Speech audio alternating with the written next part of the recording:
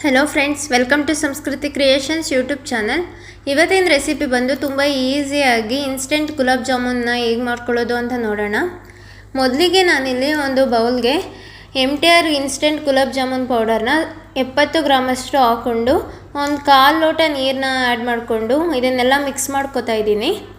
ಕೆಲವು ಜನ ಹಾಲನ್ನು ಕೂಡ ಯೂಸ್ ಮಾಡ್ತಾರೆ. ಹಾಲಿಗಿಂತ ನೀರನ್ನ ಹಾಕಿನೇ ಮಿಕ್ಸ್ ಮಾಡ್ಕೊಳ್ಳೋದ್ರಿಂದ ಗುಲಾಬ್ ಜಾಮೂನ್ ತುಂಬ ಚೆನ್ನಾಗಿರುತ್ತೆ. ಈ ರೀತಿ ಎಲ್ಲನೂ ಮಿಕ್ಸ್ ಮಾಡಿಕೊಂಡು ಸಾಫ್ಟ್ ಆದಮೇಲೆ ಇದನ್ನು ಒಂದು 5 ನಿಮಿಷ ಹಾಗೆ ಮುಚ್ಚಿಡೋಣ. ಅಷ್ಟರಲ್ಲಿ ನಾವು ಸಕ್ಕರೆ ಪಾಕನ ರೆಡಿ ಮಾಡ್ಕೊಳ್ಳೋಣ. ಒಂದು ಪಾತ್ರೆಗೆ 200 ಗ್ರಾಮಷ್ಟು ಸಕ್ಕರೆ ಹಾಗೆ 200 ml ಅಷ್ಟು ನೀರನ್ನ ಆ್ಯಡ್ ಮಾಡಿಕೊಂಡು ಲೋ ಫ್ಲೇಮಲ್ಲಿ ನಾನು ಸ್ಟವ್ ಮೇಲೆ ಇಟ್ಟಿದ್ದೀನಿ. ಸೇಮ್ ಮೆಜರ್ಮೆಂಟಲ್ಲಿ ನೀರು ಹಾಗೆ ಸಕ್ಕರೆನ ಆ್ಯಡ್ ಮಾಡ್ಕೊಂಡು ಇಡಬೇಕು.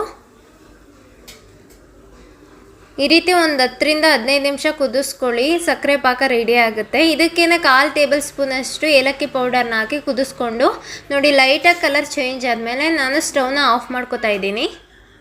ಸಕ್ಕರೆ ಸಿರಪ್ ರೆಡಿ ಆಗಿದೆ. ಈಗ ನಾವು ಜಾಮೂನ್ ಉಂಡೆಗಳನ್ನ ರೆಡಿ ಮಾಡ್ಕೊಳ್ಳೋಣ.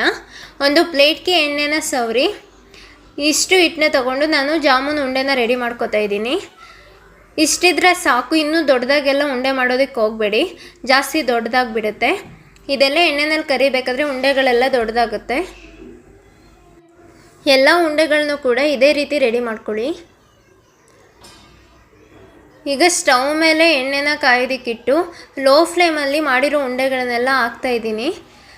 ಲೋ ಫ್ಲೇಮಲ್ಲೇ ಹಾಕಿ ಮೀಡಿಯಮ್ ಫ್ಲೇಮಲ್ಲಿ ಅಥವಾ ಹೈ ಫ್ಲೇಮಲ್ಲಿ ನೀವೇನಾದರೂ ಉಂಡೆಗಳನ್ನ ಹಾಕೋದಕ್ಕೆ ಹೋದರೆ ಉಂಡೆಗಳೆಲ್ಲ ಒಡೆದೋಗ್ಬಿಡುತ್ತೆ. ಎಲ್ಲ ಉಂಡೆಗಳನ್ನು ಕೂಡ ಈ ರೀತಿಯೇ ಮಗ್ಚ್ಕೊಂಡು ಬೇಯಿಸ್ಕೊಳ್ಳಿ. ಇಲ್ಲಾಂದರೆ ಉಂಡೆಗಳೆಲ್ಲ ಒಂದು ಸೈಡ್ ಬೆಂದಿರುತ್ತೆ, ಇನ್ನೊಂದು ಸೈಡ್ ಬೆಂದಿರಲ್ಲ. ಈ ರೀತಿ ಕಲರ್ ಚೇಂಜ್ ಆಗೋವರೆಗೂ ಬೇಯಿಸ್ಕೊಳ್ಳಿ. ಲೈಟ್ ಬ್ರೌನ್ ಕಲರ್ ಬರೋವರೆಗೂ ಜಾಮೂನು ಉಂಡೆಗಳನ್ನೆಲ್ಲ ಬೇಯಿಸ್ಕೊಳ್ಳಿ ಎಣ್ಣೆನಲ್ಲೇ.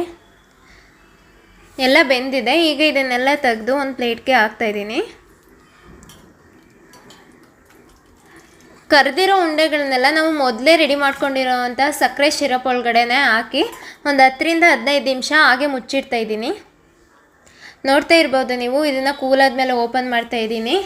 ಉಂಡೆಗಳೆಲ್ಲ ಹೇಗೆ ಜಾಮೂನ್ ಸಿರಪ್ ಎಲ್ಲ ಹೀರ್ಕೊಂಡು ದೊಡ್ಡದಾಗಿದೆ. ತುಂಬ ಟೇಸ್ಟಿಯಾಗಿರುತ್ತೆ. ಇದೇ ಮೆಥಡಲ್ಲಿ ಮಾಡೋಕ್ಕೆ ಹೋಗಿ ತುಂಬ ಚೆನ್ನಾಗಿರುತ್ತೆ. ವಿಡಿಯೋ ನಿಮಗೆ ಇಷ್ಟ ಆದರೆ ದಯವಿಟ್ಟು ಲೈಕ್ ಮಾಡಿ.